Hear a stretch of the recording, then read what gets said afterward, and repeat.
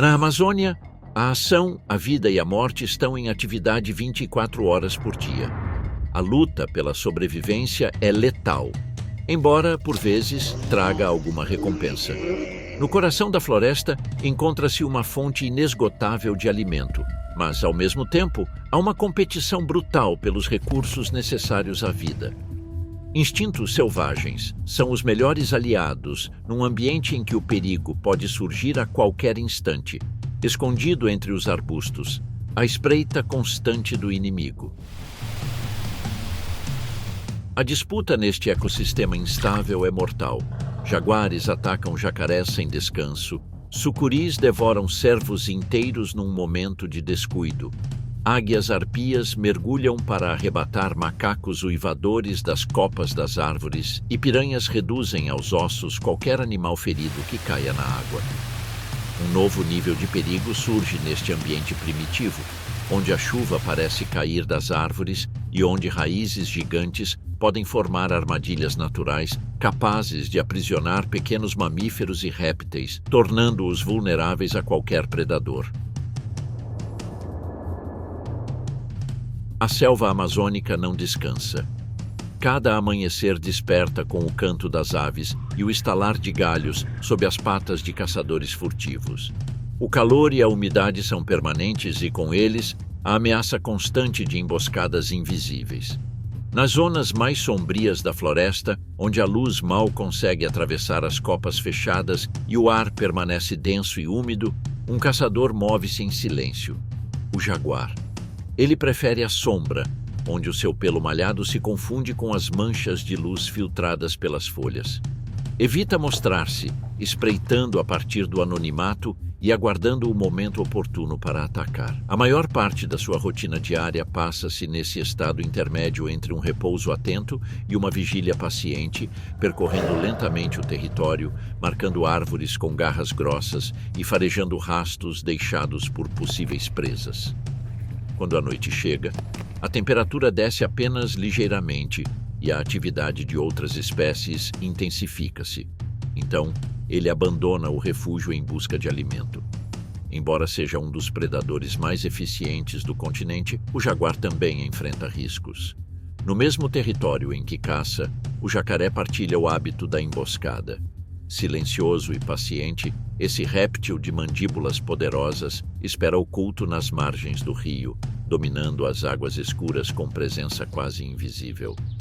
Fora desse elemento, porém, as suas hipóteses diminuem. O jaguar conhece essas regras não escritas da Amazônia, sabe quando avançar e quando manter distância. Ainda que partilhem frequentemente o mesmo espaço, a natureza dos seus confrontos depende sempre do terreno onde se cruzam. Ambos os caçadores movem-se em cenários cambiantes, mas a vantagem do felino está na agilidade em terra, na capacidade de se deslocar sem esforço entre raízes, lama e troncos caídos. Onde o jacaré se torna desajeitado, o jaguar mantém a destreza intacta. Quando se encontram, o ataque decide-se em segundos. O jacaré, confiante na própria força, tenta girar para agarrar com as mandíbulas, mas o jaguar raramente dá oportunidade. De um ângulo lateral ou traseiro, calcula a distância, esconde-se na vegetação e lança-se sem aviso. Sabe que o único modo de evitar uma luta prolongada é imobilizar a cabeça do réptil. Com precisão brutal, os seus caninos perfuram o crânio, atingindo o cérebro num único golpe, enquanto as patas dianteiras se cravavam violentamente no corpo escamoso. Tudo se resolve num instante: um salto preciso, uma mordida certeira, e o confronto termina antes que o réptil possa reagir. Como regulador natural do equilíbrio ecológico, o jaguar desempenha papel crucial no seu ecossistema. A sua presença controla populações de outros animais, como os herbívoros, que, de outro modo, poderiam multiplicar-se em excesso e comprometer o crescimento da vegetação. Ao manter esse equilíbrio, o jaguar permite que as espécies coexistam e que o habitat se conserve em condições ótimas de biodiversidade. A selva responde a cada movimento do jaguar, ajustando os ritmos à presença desse caçador que raramente se mostra. Assim, na penumbra, O jaguar sustenta a ordem subtil que permite à floresta perpetuar-se. A floresta amazônica, porém, não é marcada somente pela presença de predadores como o jaguar, mas também por pequenas criaturas cujo veneno e camuflagem integram esse complexo equilíbrio. Nas profundezas da selva, onde as cores da folhagem se misturam com sombras densas e a umidade impregna todos os recantos, pequenos lampejos de azul, vermelho e amarelo deslizam entre folhas molhadas. São as rãs venenosas, seres diminutos cuja pele luminosa não é mero ornamento, mas um aviso claro. Algumas dessas espécies conseguem gerar toxinas tão potentes que, em contato com a pele ou ao entrar na corrente sanguínea de um predador, podem causar paralisia quase imediata e morte em poucos minutos. A sua vida diária nas primeiras horas da manhã decorre na busca de pequenos insetos e artrópodes, cujas substâncias químicas se transformam em venenos poderosos. Apesar do aspecto frágil, essas minúsculas rãs aperfeiçoaram o modo de vida num ambiente que não admite erro. Deslocam-se com cautela entre raízes úmidas e pedras cobertas de musgo, evitando predadores diurnos e charcos estagnados onde se escondem serpentes. Cada deslocação e cada pausa sob uma folha são guiadas por um instinto antigo, afinado para distinguir quando avançar ou permanecer imóvel. Algumas memorizam trajetos seguros dentro do território reduzido, identificando refúgios momentâneos e zonas menos expostas, comportamento raro em anfíbios tão pequenos. Nem todas as rãs venenosas, todavia, representam ameaça indiscriminada. Algumas chegam até a estabelecer laços com um animal improvável, a tarântula. A rã coqui da chuva e certas espécies de tarântulas amazônicas desenvolveram uma convivência que, embora não chegue à cooperação consciente, oferece benefícios mútuos. A rotina dessas rãs entrelaça-se com a presença das tarântulas, que guardam tocas em troncos ocos ou sob raízes expostas. Enquanto as aranhas patrulham a entrada contra predadores maiores e caçam insetos maiores, as rãs alimentam-se de pequenos invertebrados que poderiam danificar os ovos das hospedeiras. É comum ver ambas partilhando espaços exíguos, vigilantes em seus respectivos abrigos. A tarântula, que noutro contexto seria a ameaça, tolera a rã, beneficiando-se do seu instinto oportunista para proteger a ninhada de pragas diminutas. Nesse ecossistema, onde o perigo espreita em cada recanto, há exceções. Vínculos inesperados que permitem a espécies opostas partilhar território e beneficiar-se mutuamente. São resultado de necessidades comuns e instintos que possibilitam convivência discreta num ambiente impiedoso. Na Amazônia, cada detalhe é crucial, pois as condições naturais podem alterar por completo a dinâmica de vida e morte em minutos. Embora a selva pareça, à primeira vista, um meio habitual, está repleta de fenômenos naturais que definem a existência das espécies que nela habitam. Um dos mais característicos é a chamada chuva interna, fenômeno que ocorre quando a umidade acumulada nas folhas altas cai de forma constante, mesmo com céu limpo. Essa precipitação não provém de tempestade distante, mas da transpiração das plantas, que libertam grandes quantidades de vapor.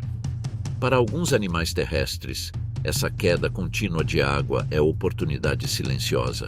Aproveitam o som das gotas a bater no solo e nas folhas como cobertura natural que disfarça o avanço. Num ambiente em que cada ruído revela uma posição, esse murmúrio persistente permite-lhes mover-se na vegetação sem serem detectados. Este meio, tão hostil quanto proveitoso, também favorece outras criaturas, como os antas, animais de grande porte mas surpreendentemente discretos, que usam a umidade para manterem-se frescos e evitarem predadores mais ativos nas horas secas. Mesmo pequenos répteis encontram alívio nessa chuva permanente, pois a umidade constante permite-lhes permanecer ativos por mais tempo, explorando territórios que, de outro modo, estariam expostos a caçadores maiores. A umidade constante, a vegetação cerrada e os solos encharcados não beneficiam apenas quem se desloca em terra. sob a superfície turva de lagoas, pântanos e cursos lentos, aguardam caçadores que dispensam o silêncio dos ramos ou o camuflado no subbosque. Sucuris, especialistas em explorar as condições do terreno, tornaram esses corpos de água o seu domínio. Lá, imóveis e quase totalmente submersas, deixam apenas parte do corpo robusto sobressair, confundindo-se entre raízes e restos vegetais à deriva.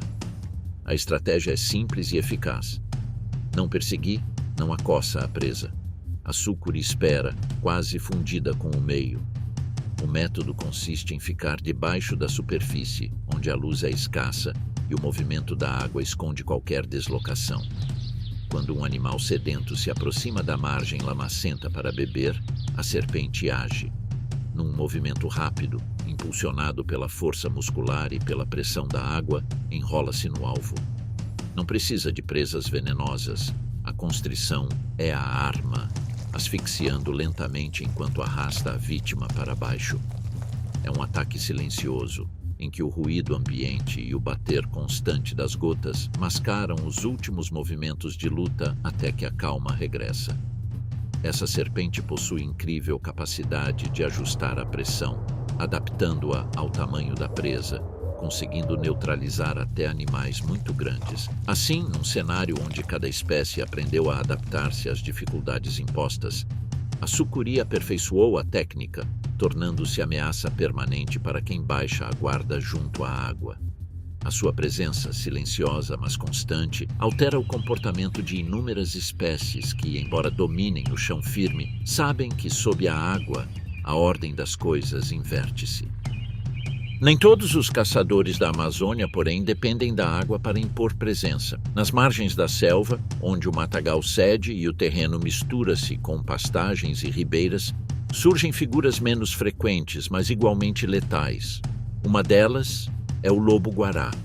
Embora raro na selva profunda, a capacidade de adaptação levou-o às suas bordas, onde a vegetação se abre e o terreno se torna irregular. Este cânido de pernas longas e corpo esguio é predador oportunista, especializado em presas médias, mas capaz de ajustar a dieta conforme a estação. Roedores, aves, pequenos antas e frutos silvestres como a lobeira fazem parte do menu.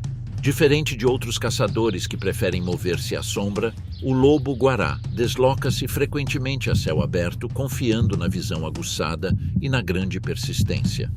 Raramente atua em matilha, reforçando o perfil de caçador solitário. O método combina silêncio e resistência. Aproxima-se com cuidado, capta o rasto pelo olfato e, no momento certo, inicia perseguição prolongada. Não é velocista como certos felinos. É perseguidor paciente que exaure a presa antes do golpe final. Embora a mordida não tenha a força de outros cânidos, a tenacidade e a capacidade de deslocar-se por horas tornam-no ameaça constante nas bordas da floresta. Enquanto muitos predadores percorrem trilhos terrestres, as verdadeiras ameaças da selva não se limitam ao solo.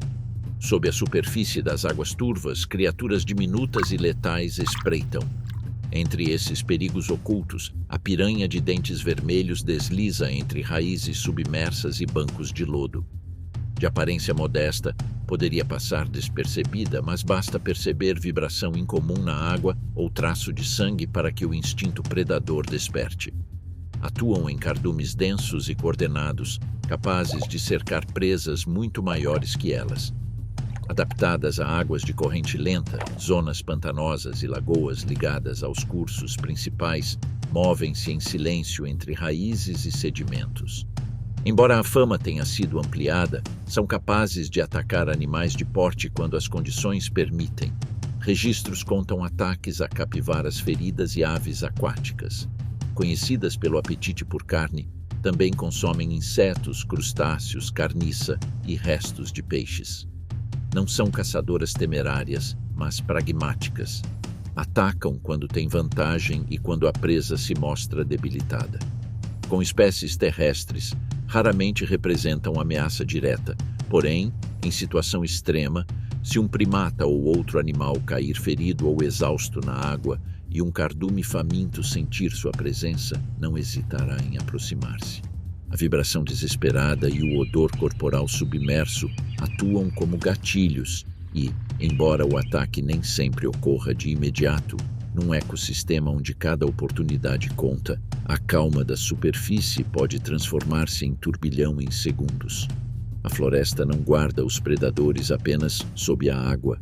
A poucos metros dessas margens, onde a umidade desenha véu constante de neblina baixa e raízes se cravam no barro como punhos, outro caçador espreita nas sombras. O jaguatirica. De porte médio, este felino percorre veredas naturais com discrição absoluta. Ao contrário do jaguar, parente maior, aperfeiçoou a vida no subbosque baixo, onde clareiras são raras e a luz mal atravessa a folhagem. O seu pelo malhado, mistura de ocres e manchas negras, confunde-se com sombras irregulares projetadas pelas copas.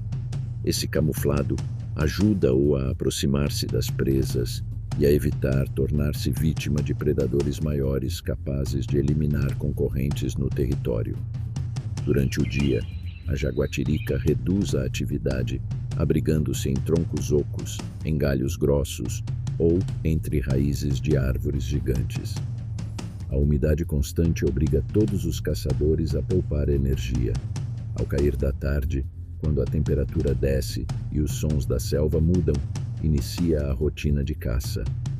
A técnica é oportunista. Espreita pequenos mamíferos como roedores arborícolas.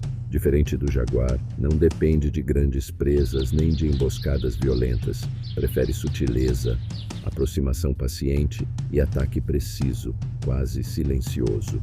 Uma vantagem notável perante outros felinos amazônicos é a capacidade de deslocar-se em altura.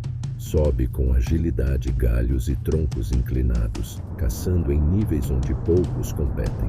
Em épocas de chuvas intensas, quando o solo vira lamaçal e muitas tocas inundam, transfere parte da atividade às copas baixas e médias, espreitando aves adormecidas e pequenos primatas. Isso dá acesso a presas inacessíveis a caçadores terrestres. O comportamento territorial é discreto, mas constante. Marca rotas com urina, evitando confrontos desnecessários com congêneres. Prefere zonas densas, longe de clareiras onde jaguares ou grandes jacarés o possam detectar.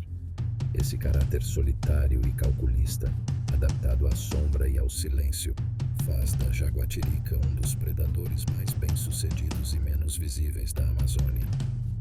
Ao contrário de caçadores como o jaguar, que precisam de grandes áreas, a jaguatirica aprendeu a aproveitar fragmentos de habitat, zonas menos disputadas, margens de rios e corredores naturais entre pântanos. Até a dieta ajusta-se com flexibilidade às alterações sazonais. Na estação seca, quando presas terrestres ficam mais acessíveis, intensifica a atividade no solo. Durante as cheias, quando a floresta se inunda e o chão fica coberto por lâmina de água, desloca a caça para árvores e ramos ou segue margens de ilhas naturais formadas por vegetação flutuante. Assim, mantém-se quase invisível para a maioria dos habitantes da floresta, mas o papel de regulador de pequenas populações é indispensável para sustentar o equilíbrio, onde até o predador mais discreto é essencial na cadeia que sustenta a vida. Grandes serpentes como as sucuris espreitam nas águas turvas e densas, sempre à procura de vítimas. Contudo, a presença delas não impacta apenas as espécies que caçam, mas também aquelas que beneficiam da vigilância. As capivaras, por exemplo, embora presas naturais desses répteis, beneficiam-se indiretamente da presença dos grandes predadores. Ao tornarem-se mais cautelosas e manterem-se longe das zonas mais profundas e tranquilas do rio, onde as sucuris emboscam, essas presas traçam novas rotas migratórias que, por sua vez, favorecem outras espécies que dependem dos mesmos caminhos. A presença de um predador institui uma dinâmica de vigilância que organiza os movimentos dentro do ecossistema, obrigando os animais a adaptar-se e a modificar os seus comportamentos. Algo semelhante ocorre com as onças pintadas. A sua caça não afeta apenas presas diretas, como veados ou capivaras, mas também regula espécies menores, mantendo o equilíbrio nas populações de animais de pequeno porte. Assim, a onça exerce um papel crucial como reguladora no topo da pirâmide trófica, garantindo que as populações de herbívoros não cresçam de forma descontrolada a ponto de esgotar os recursos vegetais. Por sua vez, insetos e pequenos animais que habitam a Amazônia, apesar de serem em grande parte presas, cumprem igualmente uma função equilibradora. Os menores, como as térmitas ou os insetos voadores, mesmo caçados por aves e répteis, ajudam a decompor a matéria orgânica e a manter o ciclo de nutrientes no solo. Essa ação favorece o crescimento de plantas, que, por sua vez, servem como fonte de alimento para herbívoros e outras criaturas. Até mesmo os rios, com as suas águas turvas, constituem um ponto de encontro essencial para diversas espécies. As piranhas, predadoras por excelência, não são apenas um perigo para os animais que caem na água. Elas exercem também uma função de limpeza, removendo restos de animais mortos e impedindo que os ecossistemas aquáticos se sobrecarreguem de matéria em decomposição. Assim, embora o ataque pareça implacável, na verdade cumprem um papel vital na manutenção da ordem no seu meio aquático. O Amazonas não é, portanto, apenas um campo de batalha onde predadores e presas travam lutas ferozes. É também um ecossistema profundamente interligado, em que cada espécie, independentemente da posição na cadeia alimentar, desempenha um papel essencial na preservação do equilíbrio natural. Essa complexa rede de relações, da competição mais feroz às alianças invisíveis, mantém a selva viva e vibrante. No coração da Amazônia, cada predador, cada presa e cada habitante invisível exerce uma função que transcende a própria sobrevivência. A selva sustenta-se a partir de uma teia de interações em que até o caçador mais solitário influencia a dinâmica vital à sua volta. Sob a espessura da floresta, onde a luz mal chega e a umidade cobre cada recanto, avança silenciosamente uma ameaça distinta: as formigas guerreiras, centenas de corpos diminutos que se deslocam como uma massa viva.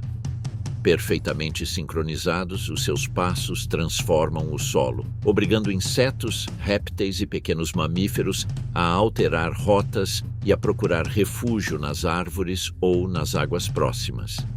A selva, que jamais interrompe o seu ritmo, parece parar por instantes diante dessas ondas que nada deixam para trás. Ao contrário dos predadores solitários, as formigas guerreiras baseiam a sobrevivência na força coletiva. Não constroem ninhos permanentes.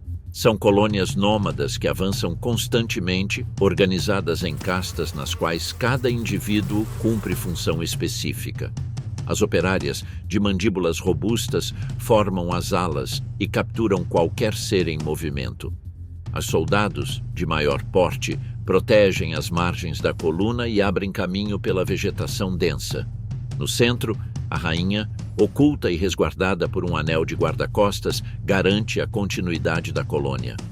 Tal organização permite-lhes caçar com eficiência, desmantelando presas de grande porte em poucos minutos. De insetos e aracnídeos a pequenos anfíbios e répteis, tudo sucumbe ao ataque coordenado. A presença delas não afeta apenas as presas diretas. O movimento dessas colônias altera a dinâmica do ecossistema imediato. Animais que de outro modo teriam pontos fixos de alimentação ou descanso, veem-se forçados a deslocar-se, evitando os corredores percorridos pela maré de insetos. As formigas não se limitam a consumir tudo quanto lhes sirva de sustento. No ímpeto de multiplicação, depositam ovos onde encontram abundante fonte de alimento. Enquanto as operárias recolhem fragmentos de carne ou restos de insetos, novas gerações nascem e começam a banquetear-se no mesmo festim. Aves, pequenos roedores ou até carcaças em decomposição alimentam não só as operárias, mas também as larvas que se desenvolvem rapidamente, garantindo a perpetuidade da colônia. Entre os restos de animais mortos, as formigas concentram-se sobretudo nas partes macias da pele, nos músculos expostos e nas vísceras, quando acessíveis. Os olhos, por serem dos primeiros tecidos facilmente removíveis, tornam-se também alvo prioritário. O solo amazônico nunca permanece em repouso. Quando as colunas de formigas guerreiras abandonam uma zona, outros habitantes retomam os seus espaços, sempre sob a ameaça constante de predadores atentos. Nesse cenário de emboscada permanente, nem todas as criaturas contam com a força do número. Algumas, minúsculas e solitárias, desenvolveram estratégias individuais tão eficazes que dissuadem mesmo inimigos de maior porte. O besouro bombardeiro é um desses exemplos silenciosos de adaptação. O seu corpo, pequeno e aparentemente frágil, esconde uma das defesas químicas mais letais da selva. Quando se aproxima uma ameaça, como sucede frequentemente com aves, o inseto ativa um mecanismo interno capaz de expelir um jato de substâncias químicas ferventes. A reação ocorre em frações de segundo, atingindo temperaturas próximas de 100 graus, suficientes para provocar queimadura superficial e irritação severa em olhos, bico e plumagem. Não se trata de defesa letal para uma ave, mas é bastante dolorosa e desconcertante para interromper qualquer tentativa de caça. O disparo, certeiro e dirigido a pontos vulneráveis, obriga o agressor a recuar, concedendo ao besouro tempo para desaparecer entre as folhas. Essa capacidade não garante apenas a própria sobrevivência, condiciona também o comportamento de outras espécies, que aprendem a reconhecer o padrão e a evitar, sempre que possível, certos recantos onde esses insetos abundam. A presença de criaturas como o besouro bombardeiro demonstra que na selva amazônica a sobrevivência nem sempre depende de tamanho ou força, mas de recursos subtis e mecanismos precisos que a evolução aperfeiçoou para equilibrar as dinâmicas de caça e defesa num dos ecossistemas mais complexos e hostis do planeta. Enquanto no solo e no emaranhado de folhas secas travam-se verdadeiras guerras de insetos e pequenos predadores, os ramos mais altos da floresta sustentam outro cenário, onde a lei da sobrevivência assume formas distintas. Longe das emboscadas silenciosas da liteira e das ofensivas químicas dos insetos, nas grandes alturas da Amazônia, a competição define-se por visão aguçada, precisão e força. Lá, onde os ramos mais robustos das árvores centenárias tocam a névoa matinal, habita uma das criaturas mais imponentes e reservadas da selva, a águia-arpia.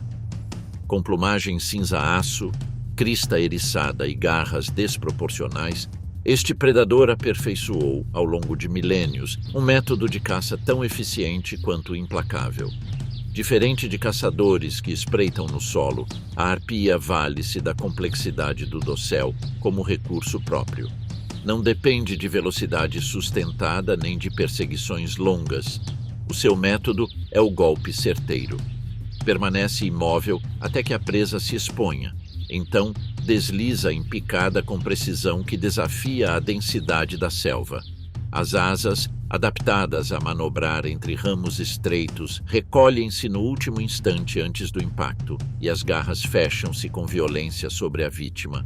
Entre as suas presas habituais estão mamíferos como o bicho-preguiça de 3 dedos e aves de grande porte, como o tucano ou a arara. Esses animais, confiantes na segurança das copas altas, deslocam-se pelos galhos em busca de alimento ou descanso. É nesses momentos de distração que a arpia desce sem aviso. Não há alerta. O som amortecido das asas cortando o ar é quase imperceptível. Em questão de segundos, uma vítima é arrancada do ramo. O grito abafado na folhagem densa, enquanto o restante da fauna paralisa, desconcertada. Tal alimento não é apenas para ela.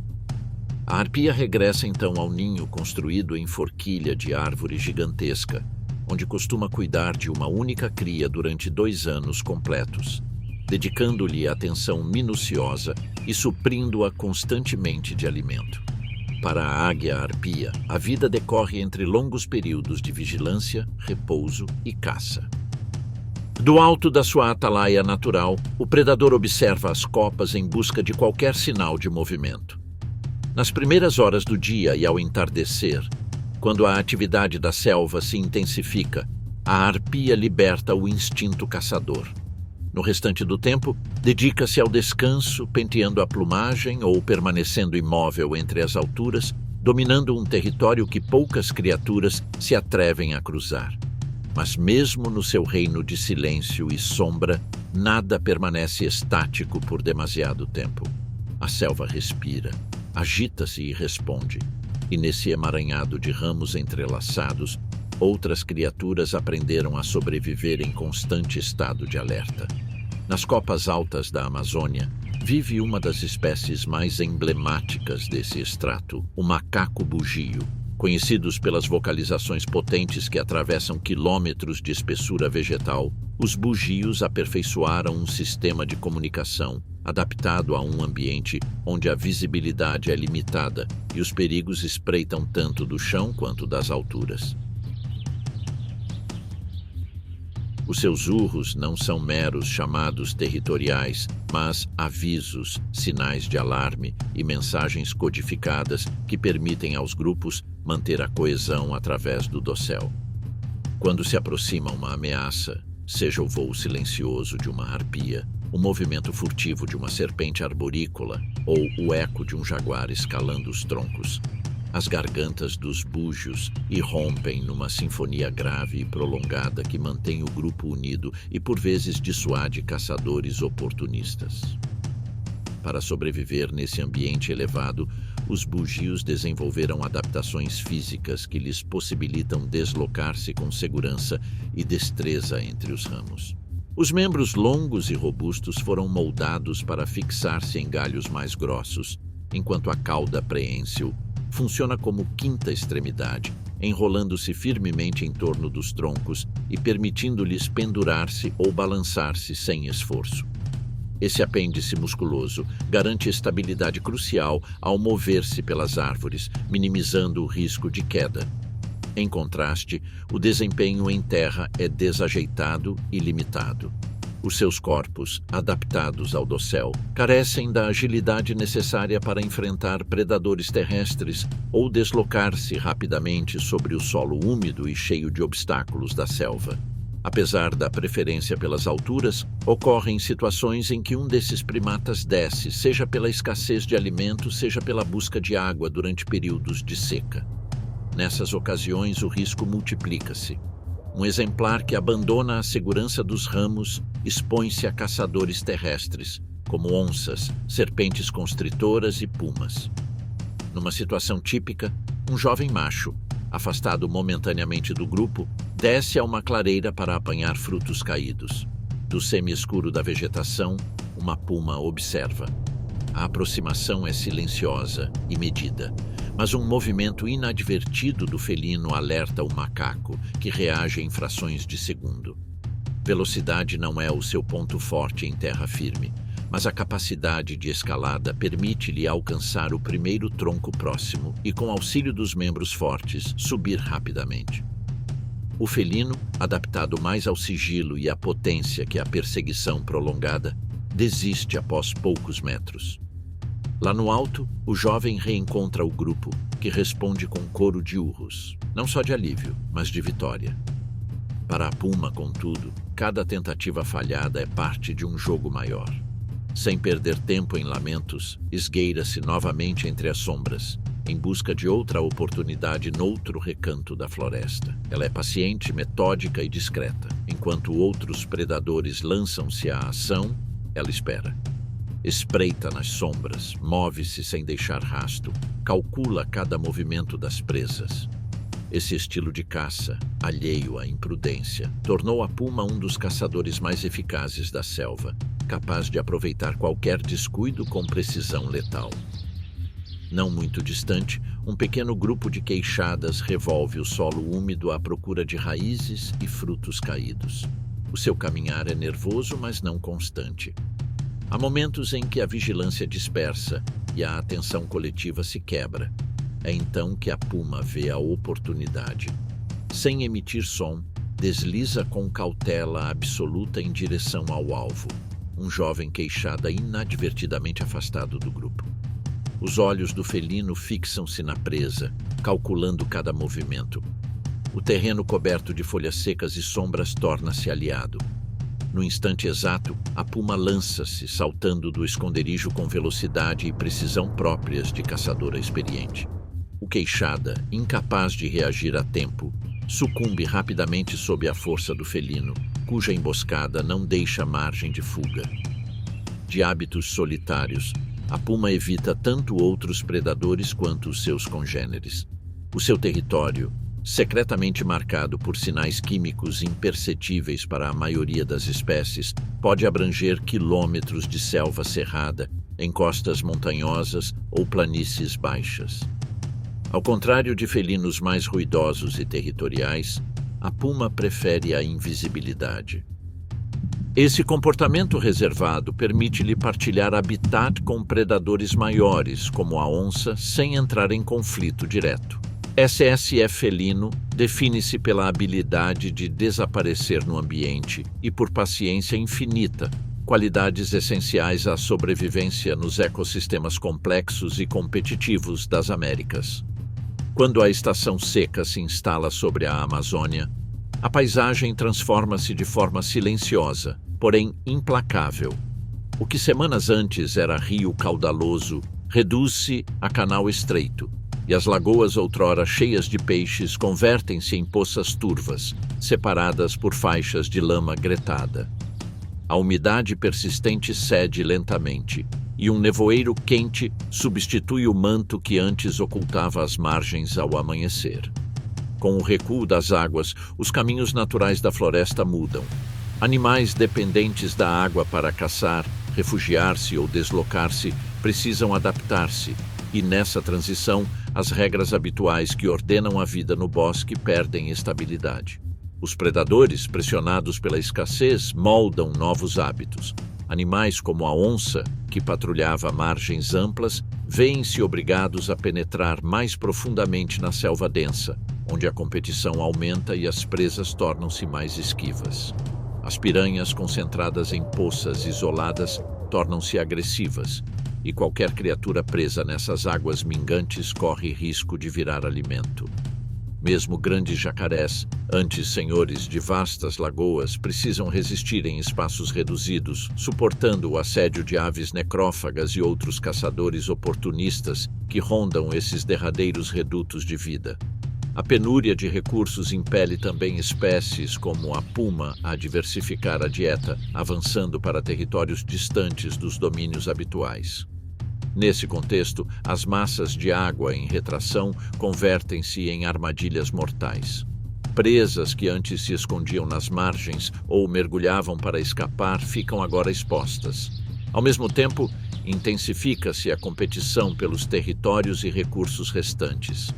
Predadores que raramente partilhavam espaços são forçados a frequentar os mesmos bebedouros, gerando confrontos diretos ou deslocamentos. Durante esse período, até os caçadores mais astutos, como a puma, tomam decisões rápidas e arriscadas, sabendo que qualquer erro pode significar o fim da caçada. A hierarquia habitual da selva dilui-se, e nessas semanas, toda decisão mal calculada pode levar à morte. No entanto, tal como esse ciclo altera a ordem, garante também a renovação. A seca purga os mais frágeis e abre novas oportunidades àqueles que conseguem adaptar-se, mantendo a dinâmica vital de um dos ecossistemas mais complexos e extraordinários do planeta.